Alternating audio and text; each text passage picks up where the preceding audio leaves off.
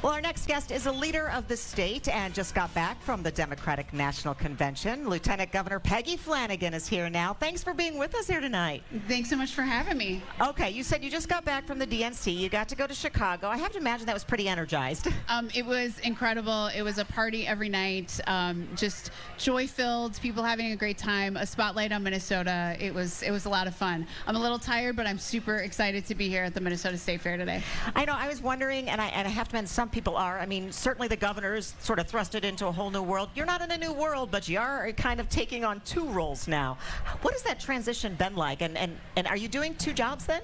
Well, so the governor and I have been really intentional about governing in partnership together for the last 6 years. So, you know, we literally sit side by side in the cabinet room as we put together the budget and policy. So that is, you know, something that I've been used to. I'm picking up additional things here and there, but the governor and I are in constant communication. He knows that his #1 job is still to be the governor of the state. He is the governor of the state, and you know, we've just been talking a lot about Minnesota to the national news and telling people about why we've got such a great state. So you remain in contact about things going on here, policy and that kind of thing, and whatever, right? That's correct. And you know, he was here last week. We made judicial appointments. I expect he will be here again this week, and last week was a little busy, but you know, it's we're making it work, and he knows what his top priority is, which is Minnesota. You mentioned Minnesota being in the national spotlight. Most of it good, I think. You know, people are learning us about the spam. You know, yes, we have spam here, the pickle earrings, that kind of thing. You're all Minnesota. What's that been like to watch our state kind of get a lot of focus? I think it's pretty wonderful. You know, we know a thing or two about growing good vice presidents here in Minnesota, right, in the legacy of Humphrey and Mondale and hopefully Tim Walz. But I also know that we really do a nice job of caring about each other and working across lines of difference. And I think that's been part of the spotlight. I did, you know, have to explain the difference between a corn dog and a Pronto Pup to a national news outlet. I felt like I have a lot of expertise there.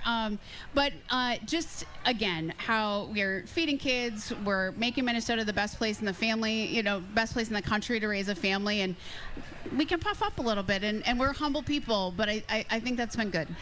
Did you get a lot of questions about Minnesota from people at the DNC saying, you know, what's it like up there, that kind of thing? Because I know a lot of people, some people haven't been here. Yeah, I mean, folks are like, oh, is it cold? And I was like, yes. And also, Prince is from here. Yeah. So that's important.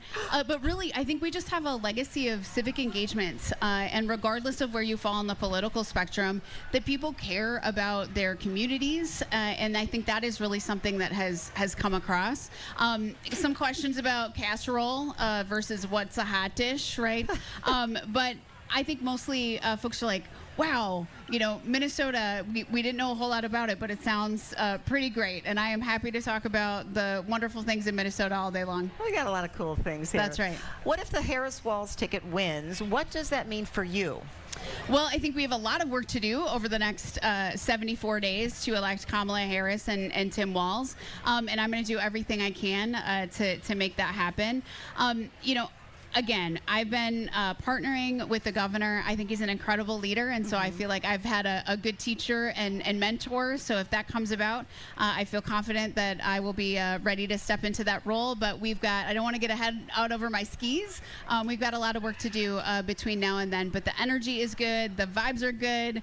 People are excited. And folks who I know have never volunteered on a campaign, never donated before, are getting engaged and involved. And I think that's exciting. We're in a really important moment right now. Okay, you said you love the fair. Before we go here, what's your favorite thing about the fair? Favorite food and maybe favorite activity? So my favorite food, I am team Pronto Pup all the way, but I always love trying new foods. Pronto over corn dog, huh? Pronto over corn dog. That is my controversial take.